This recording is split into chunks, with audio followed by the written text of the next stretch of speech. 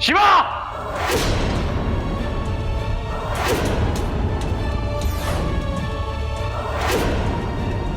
શિવા, ઢોંગ નહીં કર. બોલ, નરસિંહ સમાધિની જગ્યાએ કઈ રીતે પહોંચ્યો? જવાબ આપ.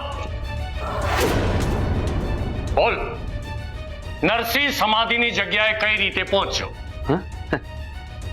મોટા ભાઈ, હું કઈ સમજ્યો નહીં.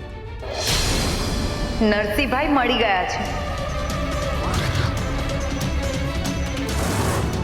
શું નરસિંહ મળી ગયો?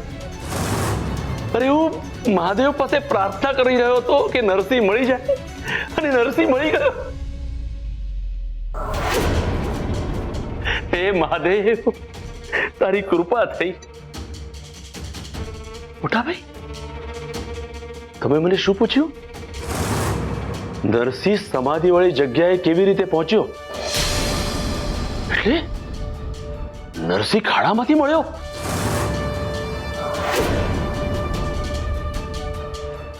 તો પછી એના પ્રાણ? બિચારો નરસિંહ. મોટા ભાઈ, હું તમારી પરિસ્થિતિને સમજી શકું છું. મારી લાગણી તમારી સાથે જ છે.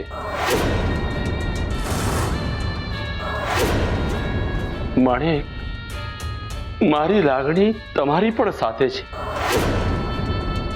આ ઘરને તમે તમારા કાકાનું જ ઘર સમજો.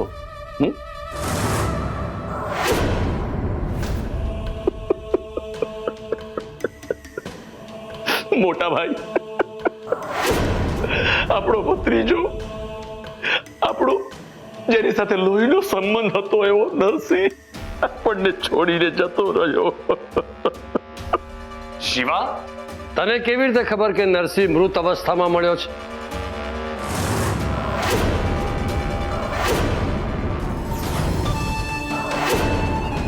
નહીં, એટલે મારા માણસે આવીને કહ્યું કે નરસિંહ મળી ગયો, અને તમે આવીને સમાધિ વાળી જગ્યાની વાત કરી, એટલે મને થયું કે તે તારા માણસોને એ ના પૂછ્યું કે નરસિંહ કઈ અવસ્થામાં મળ્યો છે?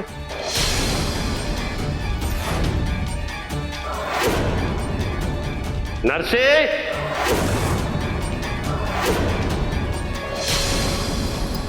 પૂજ્યશ્રી, પૂજ્યશ્રી ઉઠો ને. પૂજ્યશ્રી, શું થયું તમને? પૂજ્યશ્રી! તરવેણી, ચિંતા કરવાની જરૂર નથી. શિવા બેભાન થયો છે, મર્યો નથી. પ્રપંચી લોકોની આ જ તકલીફ હોય છે. એ લોકોએ પ્રપંચ ઘડ્યો હોય છે, એ પ્રમાણે ઘટના ન ઘટે તો એમનું મગજ આ રીતે બેર મારી જાય છે.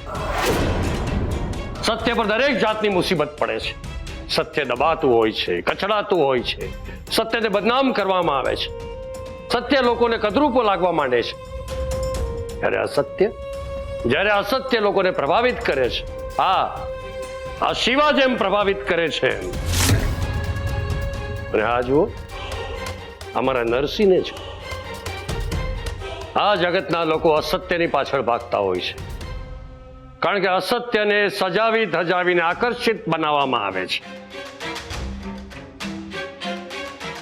જ્યારે સત્યને કોઈ વાગા પહેરાવવામાં નથી આવતા, અને જ્યારે ઉપરવાળો ન્યાય આપે છે ત્યારે સત્યનો હાથ પકડે છે, અને અસત્ય આ જ રીતે રઝળતું થઈ જાય છે.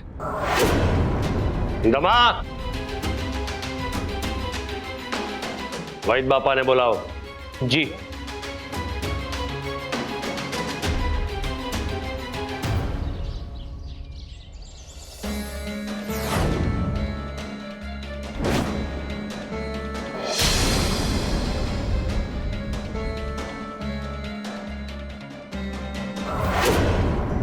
વૈદ બાપા, કરમની કઠણાઈ આને કહેવાય.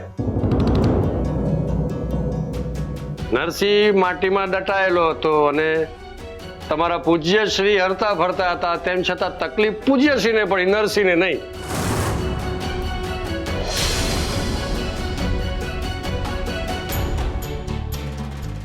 તમને મનમાં થતું હશે ને કે આ નરસિંહ એમ કેમ પાછો કેવી રીતે આવ્યો?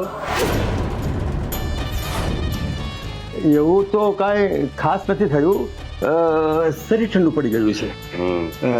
ભાનમાં આવે ને ત્યારે ગોળનું પાણી આપી દીજો.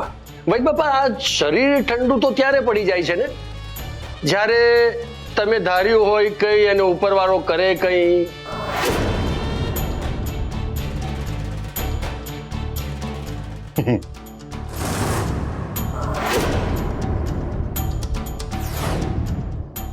હાલો હું જાઉં. જઈએ ને આપણે. આવો બહાર અલગ મલક ની વાતો કરીએ. આવો ભાઈ બાપા, આવો. હા, ચા. અરે ચાલો ચાલો, આવો.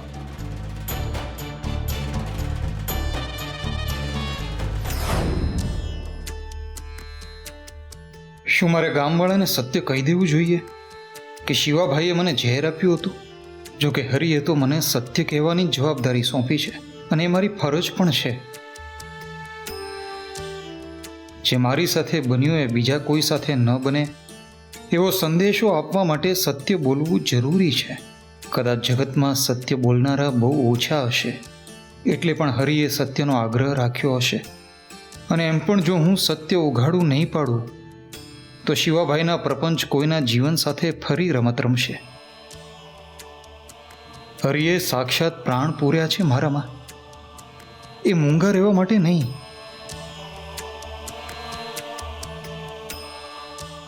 પણ શિવાભાઈ જેવા પ્રપંચી લોકોને ઉઘાડા પાડવા માટે. હું લોકો સામે સત્ય મૂકું એ પહેલા શિવાભાઈ સાથે વાત કરી એમને સાચે સાચું બોલવાની એક તક આપું તો.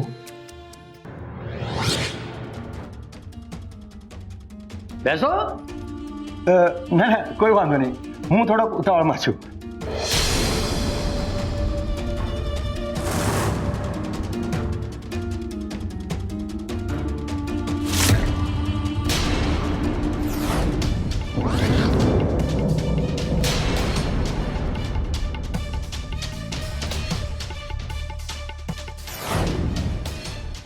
અરે તમે તો આટલા બધા ડરી ગયા.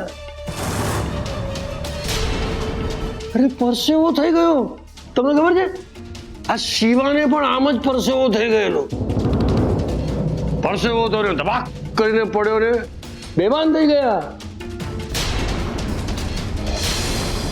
વૈદ બાપા, મને એમ કહો કે આ નરસિંહને જોઈને તમે ખુશ નથી? ના ના ના ના, તમારા ચહેરા પર તો ખુશી દેખાતી નથી.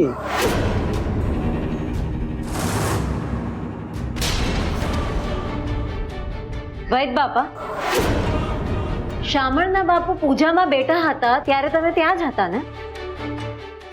ના ના ના ના, હું અંદર હતો ઓરડીમાં પૂજ્યશ્રી પાસે. તો એ પૂજા અડધી મૂકીને જતા રહ્યા એની ખબર તમને નહોતી ને? ના, હું અંદર જ હતો ને પૂજ્યશ્રી પાસે. તમે ઓરડીમાંથી બહાર ક્યારે આવ્યા? ના ના, હું અંદર જ હતો, પૂજ્યશ્રી પાસે હતો. તો ઓરડીની અંદર તમે પૂજ્યશ્રી સાથે શું વાત કરતા હતા? પૂજ્યશ્રી કહેતા હતા કે